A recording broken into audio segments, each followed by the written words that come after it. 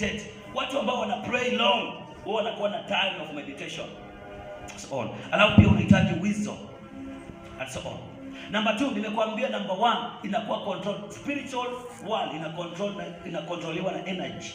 You need to have energy to control spiritual world. Number 2, unahitaji what we call light. You need light in your life. Light ni something ambayo iliumbwa before anything else. And that's why God said, let there be light. Let there be light. Kabla hajaumba dunia, kabla hajaumba mwanadamu, alicreate light. Why? Because alitaka kuona kile ambacho anaumba. Many people are walking darkness.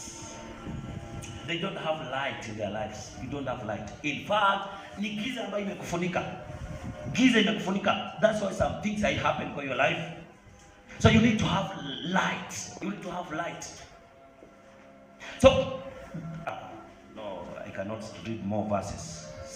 More verses. But in the book of Daniel chapter number 2, you realize that the Bible says that in whom the light of God dwells. So ukiwa na light ya Mungu, hiyo light inaitanga wisdom. That's why you feel some people are preaching more. Unatamani kuwasikia because they have light. Hiyo light is a form of understanding, is a form of knowledge. Na Biblia inasema kwamba mfalme akaota ndoto, na wakati aliota hiyo ndoto hakuwaambia, akanyamaza, na akawaambia yule ambaye ataniambia niliota nini. How comes yule ambaye ataniambia niliota nini jana na aniambie na maanisha nini? How comes? Na Bible ikasema kwamba Daniel akajitokeza akasema, don't kill those people because I carry the light of God. I carry the light of God. Ninabeba mwangaza wa Mungu. I carry that light. Na akaambia mfalme, uliota hivi na ukaota hivi na ukaota hivi, na hivi ndivyo inamaanisha light. People that have light.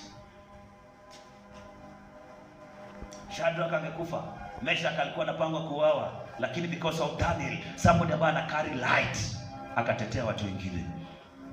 Do you carry light in life? Do you have wisdom of God?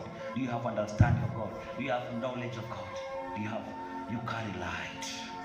You carry light. And remember that light is a language in the spiritual world.